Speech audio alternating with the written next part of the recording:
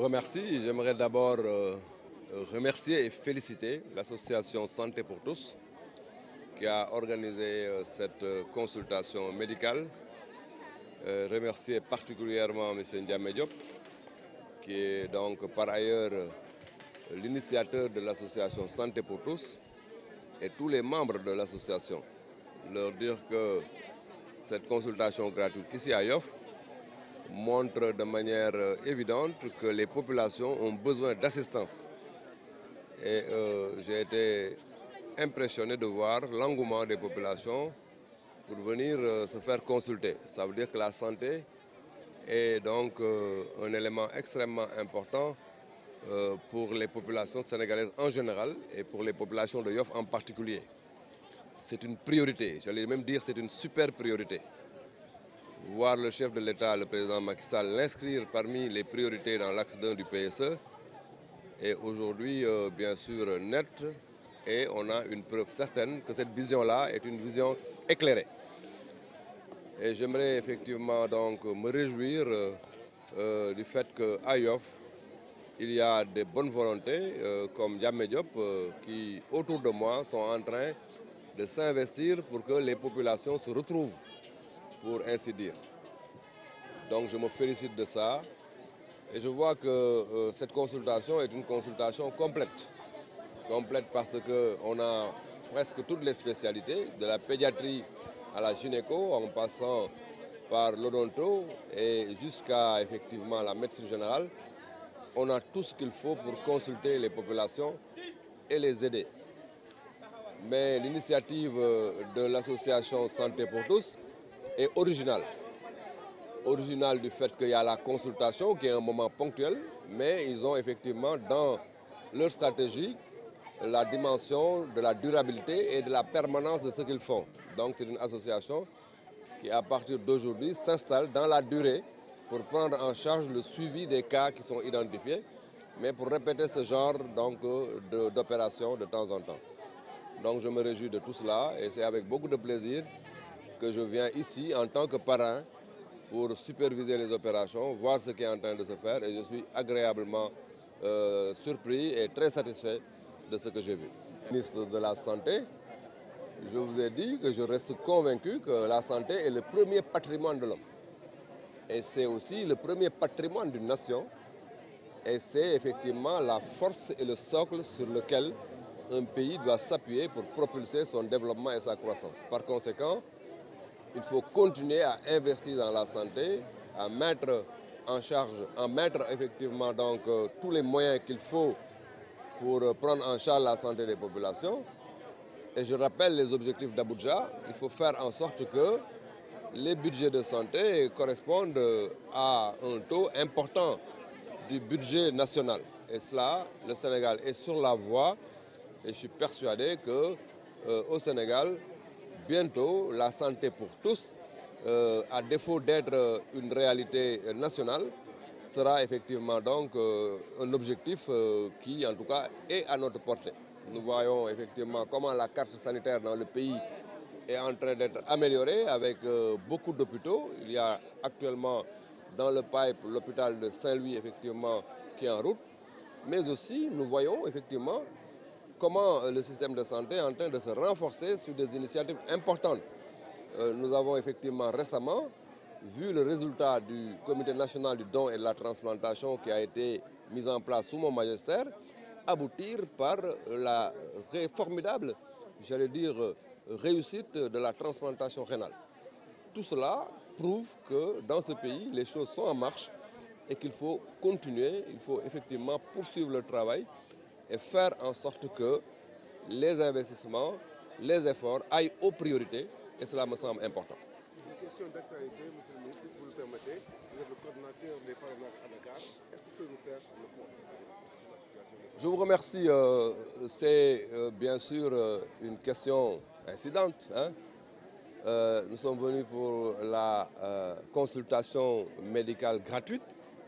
mais nous ne pouvons pas non plus ignorer que tout cela s'inscrit dans un cadre global et dans un périmètre, j'allais dire, bien clair qui s'appelle le Sénégal. Et la dimension politique n'est certainement pas à négliger. En tant que coordonnateur régional du parrainage à Dakar, de la coalition Benno Bokk Yakaar, je peux vous dire que les choses se sont très bien passées. Nous avons donc engagé le parrainage citoyen dans les limites des 5 départements de la région de Dakar, à savoir Dakar, Pikine, Guédiawaye, Rufisque et Keur Massar. Il y a eu un engouement certain et effectivement nous avons largement dépassé les objectifs qui ont été fixés pour le parrainage citoyen. Je ne parle pas du parrainage des élus, non du parrainage des parlementaires, mais le parrainage citoyen. Maintenant, ce qu'il faut simplement donc souhaiter, c'est que le suivi se fasse normalement. Parrainer est une chose, mais voter est une autre chose. Mais entre le parrainage et le vote, il y a les opérations de suivi. Il faut qu'on réussisse ces opérations de suivi pour faire en sorte que le nombre de parrains soit équivalent au nombre de votes. Sinon, le nombre de votes supérieur au nombre de parrains est largement supérieur. C'est ça qui va nous permettre d'assurer une victoire éclatante de notre candidat dès le premier tour. Gërëm bu baax dañoo ñëw pour consultation médicale gratuite nga poser question boo xamante ne dafa nekk ci politique mais mën nañ ko wax tontu toujours parce que dañoo yaakaar ne réew mi lépp bokk parce que ci politique la ñuy lancer les politiques publiques et les politiques publiques de santé ce sont les acteurs politiques ñoo ko impulsé. moo tax en tant que coordonnateur régional du département de Dakar ci wàllu parrainage ma yëgal ne liggéey bi def nañ ko ni mu yoonee liggéey la boo xamante ne ñu ngi ko def ci département de Dakar def ko ci département de Pikine Guédiawaye Rufisque ak Keur Massar li xamante ne moom la ñu fixé woon pour objectif def nañ ko ba passé objectif bi ñu fixé woon li ñu am ci parrain rek ci Dakar ëpp na 1 million de parrain loolu parrainage citoyen la mu jéggi lool li ñu bëggoon a am. mais parrainer mbir la mais lépp solo mooy voter donc nañu fexe ba def suivi bi pour que ñi parrainer ñëpp voter ñu benn ñu voter sax ëpp ñu parrainer loolu mooy mën a permettre suñu candidat ñu fal ko dès le premier tour aux élections présidentielles du 25 février. Bismillah mina sheytaani rajim bismillahi rahmaani rahim maa ngi tudd Ndiame Diop dëkk Yoff di doomu Yoff nekk directeur hôpital régional de Ziguinchor bés bi nag mu nekk bés bu mag. fi muy commencé mooy dafa am suñu kilifa bu mag bu ñëw teew muy jaraaf Papa Diagne di imam ñëw accompagner ñu muy koo xam ne nit ku baax la lépp lu ñuy def si Yoff luy lu baax lu mu mën a doon dina si dugal loxoom te dala koy wax carrément lépp luy am yàq day croiser les bras du si bokk te it bu mënee aussi dina si ñëw taxaw xeex ko pour loolu noonu dem donc ñu koy gërëm bu baax a baax a baax di gërëm suma ndijaay bi wax sànq di gërëm waa Yoff ñëpp Ablaye Diouf Sarr léegi nii la fi jóge donc ñëw na mooy parrain bi bés bi nag bés bu mag la bésu Yoff la wax na imam wax na ko sànq li fi am tey mosu fi am foo xam ne waxuma sax mais CNAO ñëw centre national d'appareillage ñëw pour jàppale ñi nga xam ay way laago lañ mais beneen bi mooy gynécologie tey bu ñu amoon tey benn soxna soo xam ne dafa war a tey wasin mën na wasin fii si biir camion bi doomam ñu gérer ko fi te du am benn problème ñu defal ko lépp lu nga xam ne ni moom la soxla ECG lépp am na fi donc spécialité boo xalaat rek am na fi ORL ñëw na fii am na odonto am na pédiatrie am na cardiologie am na lépp loo xam ne leen ko maanaam tey dafa mel ni hôpital moom lañ déplacé ñëw andi ko ñi nga xam ne ñoo nekk si ginnaaw nag mooy association santé pour tous association santé pour tous association la bu bees boo xam ne nii dafay jàppale population yi ci seen wàllu wér-gu-yaram lii jaraaf wax nag moo ci am mooy spécialité bi nga xam ne moom lañ am mooy ñoom suñ la consulter ba pare may la garab ñu xalaat ne yow war nga dem faneen hôpital war a dem ki dañ lay defar suivi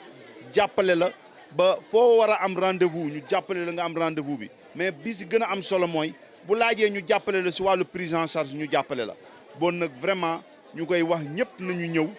seet seen yaram bu kenn amati kersa parce que yoroo xaalis nga ne duma dem hôpital ku war a dem hôpital te am problème boobu association santé pour tous taxaw na pour jàppale la accompagner la pour loolu te nag loolu yamul ci Yoff rek day dem ci Ngor day dem ci Wakaam day dem ba Ziguinchor pour jàppale képp koo xam ne nii rek loolu dafa war ñu jàppale la donc muy ñu ciy sant yàlla suñu borom di jéem nag di ci wax autorité yëpp mbir mi nag jaraaf képp koo xam ne nii rek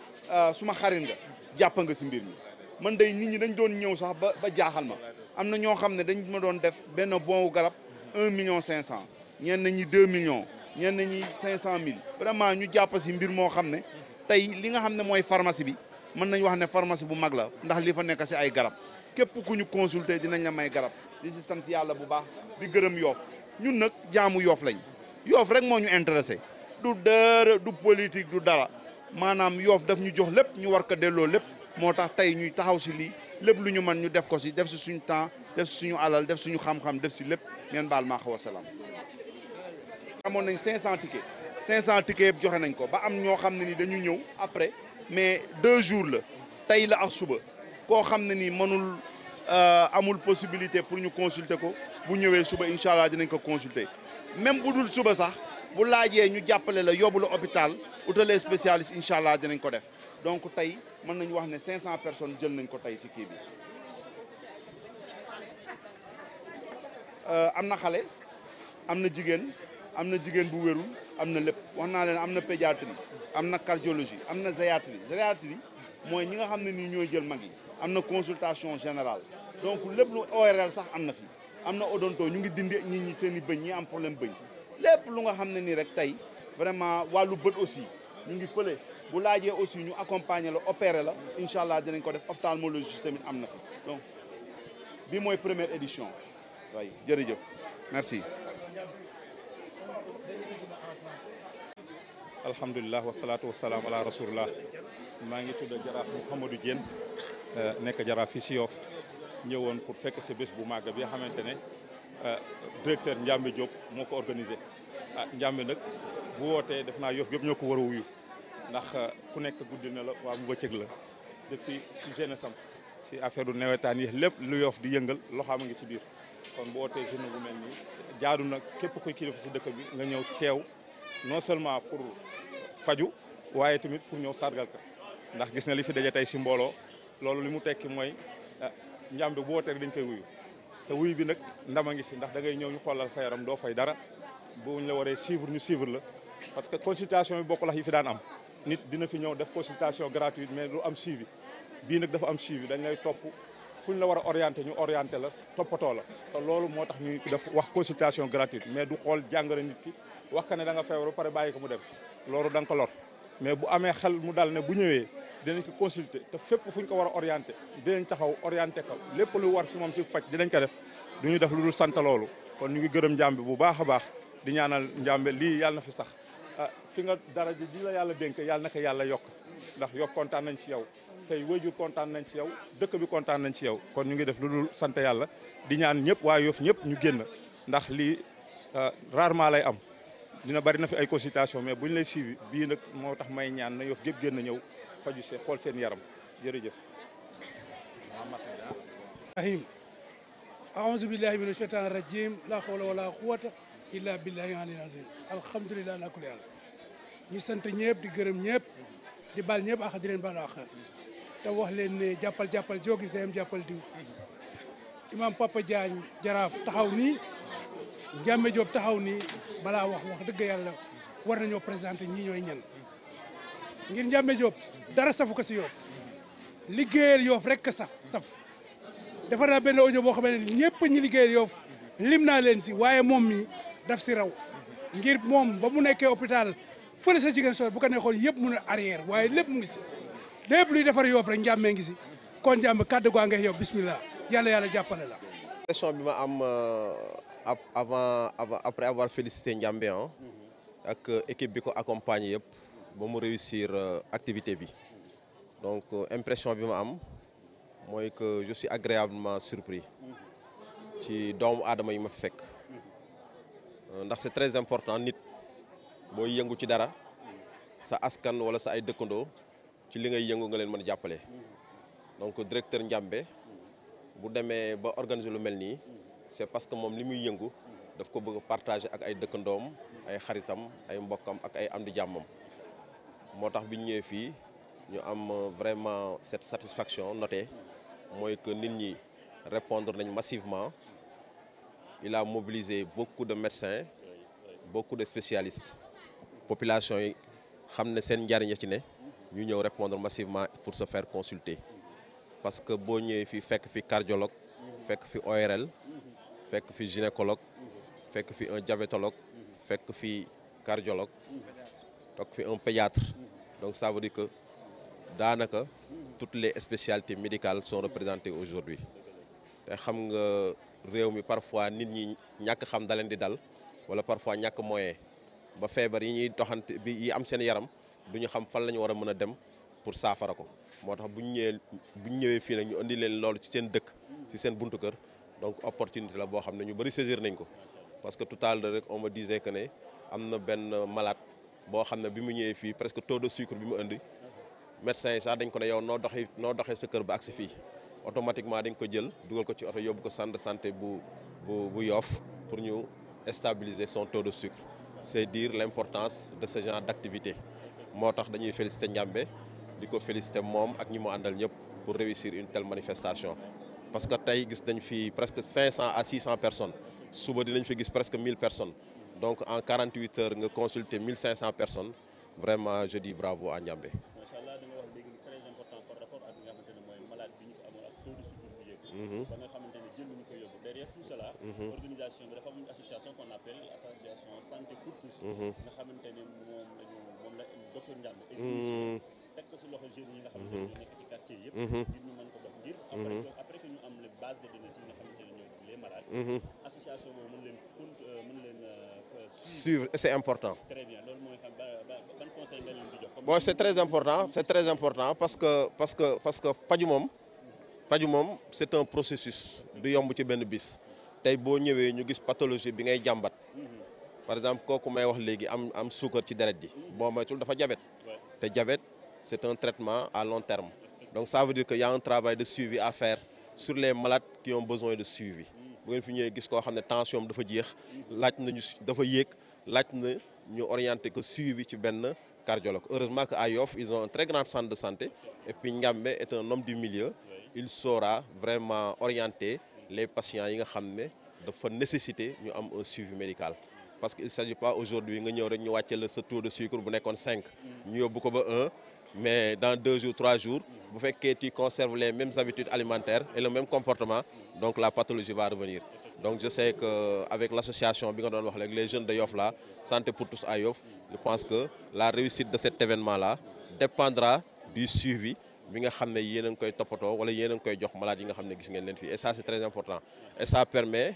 in fine de faire en sorte que activité bi nekk une activité pérenne mooy que chaque année au mois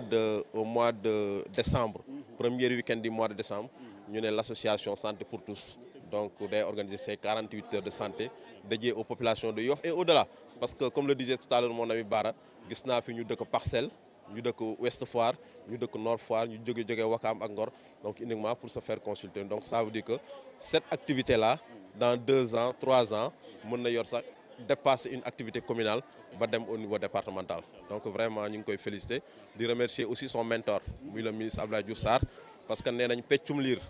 bu neexee wala bu yombee yaa jàpp ci mbagg yi donc Ndiambé tout ce qu'il fait c'est adossé à la vision de son mentor le ministre Abdoulaye Diouf Sarr bi nga xam ne ñun ñëpp en matière de politique mooy sunu leader mooy sunu kilifa donc ñoom ñëpp ñu ngi leen di féliciter di leen gërëm di leen sant. voilà man maa ngi tudd Bassirou Ndiaye maa ngi dëkk Parcelles Assainies nekk hôpital Roi Baudouin. salaamaaleykum wa rahmatulah na ngeen def ça va alhamdulilah man la madame Ndiaye Anta Wade Dieye directrice su Setnet Sénégal entreprise de nettoyage bu nekk ci VDN bi.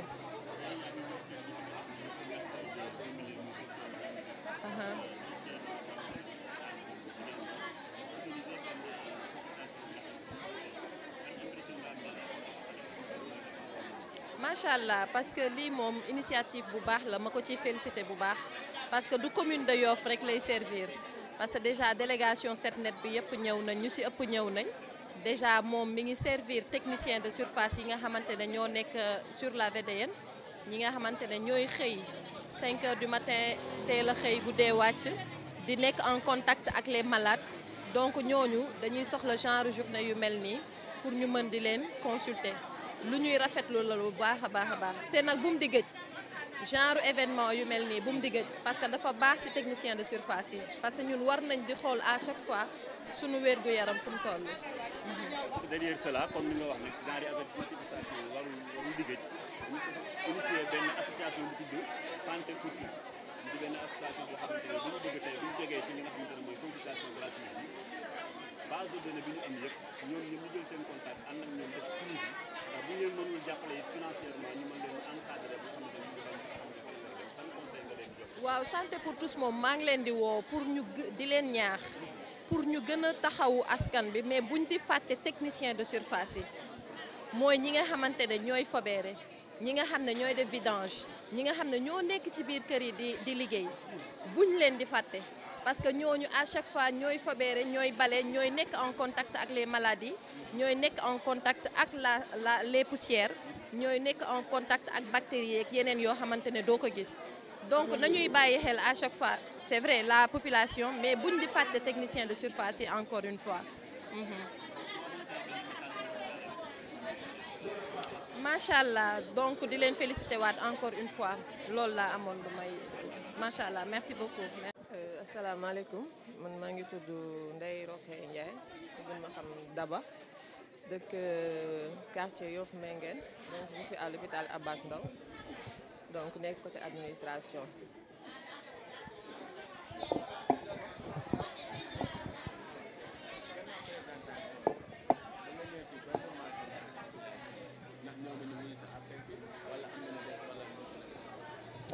waaw donc bu ñu ñëwee tey gis nañ ne que population bi ñëw nañu massivement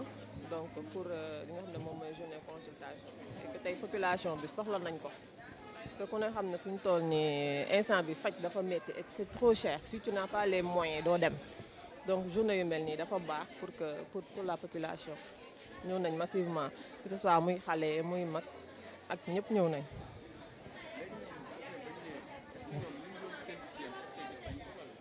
bien sûr parce que tey fii actuellement boo fi ñëwee donc am na service pédiatrie am na ophtalmologie am na gynécologie am na généraliste donc diabétologue ñu ngi fi donc touche yëpp ñoom ñoo fi nekk donc boo fi ñëwee lépp loo xamante ni sa yaram sentir nga ko donc da nga ko fay am donc déjà am na malade yoo xamante ne dañ leen téye hospitaliser leen donc bu ñu fi ñëwee tey fii nii touche yëpp dañ fi fekk donc corps boo ñëw rek corps boo fi ñëwee rek corps boo kii rek am na fi incha allah di nga fi gis lépp donc le service est déjà sur place.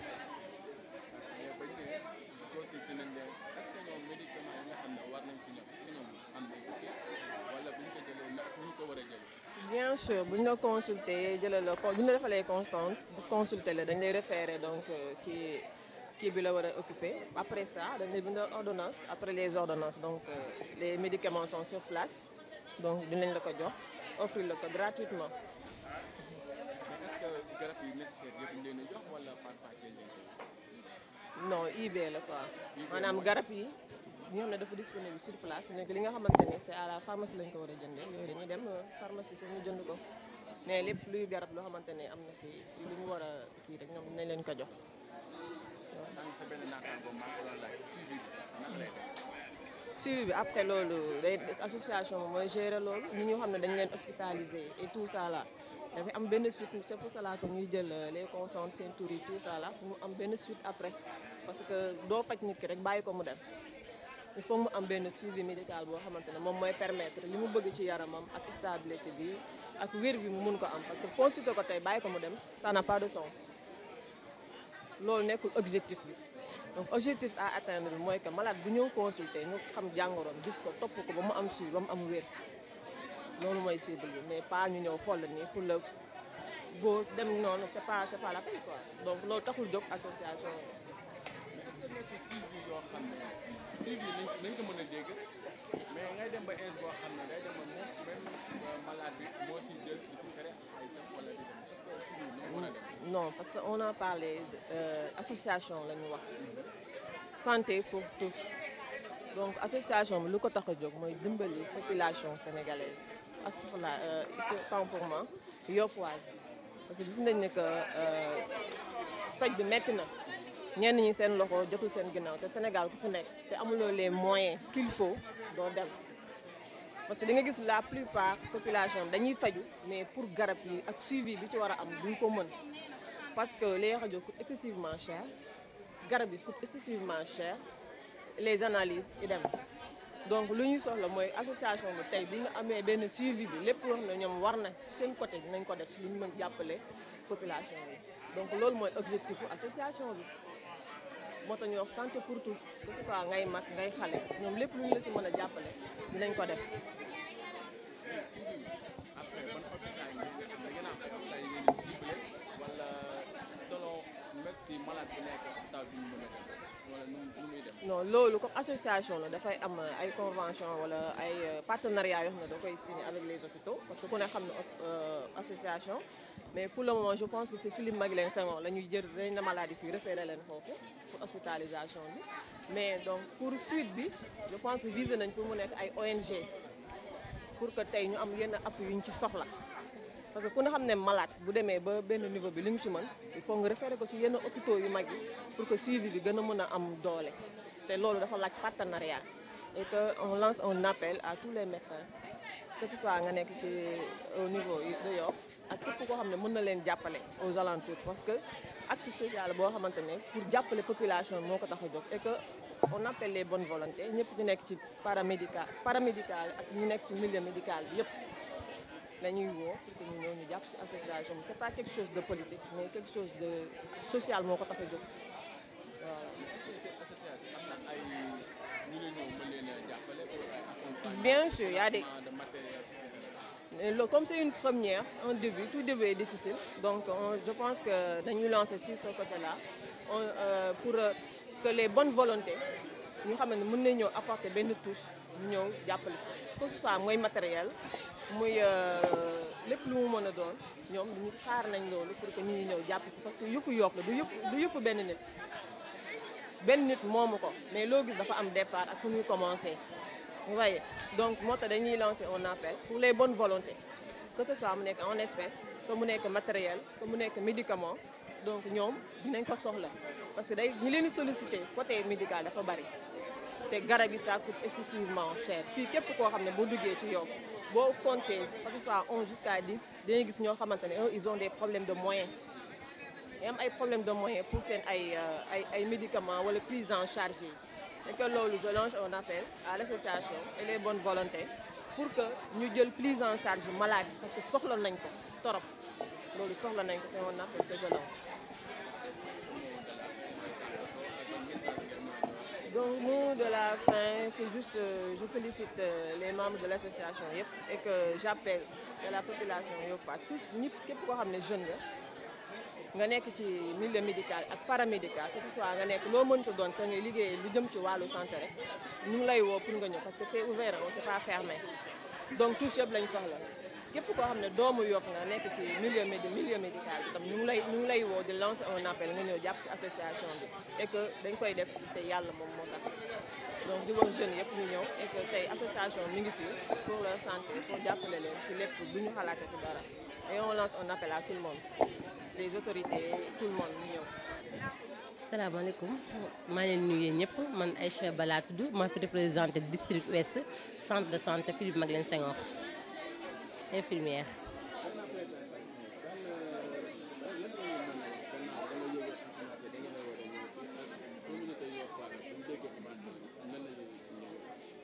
comme ñun moom boo xoolee dañoo am ay jiit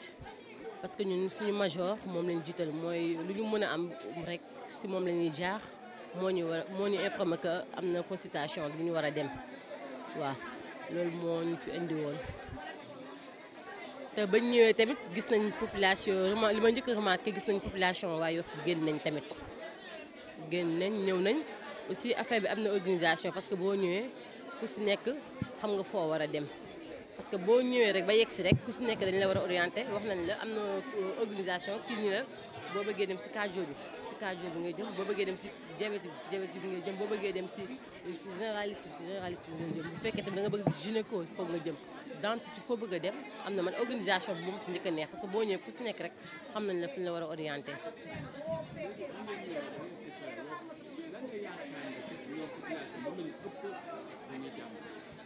man nag population Yoff bi comme tey li ñu gis lu ëpp lu ñu jàmbat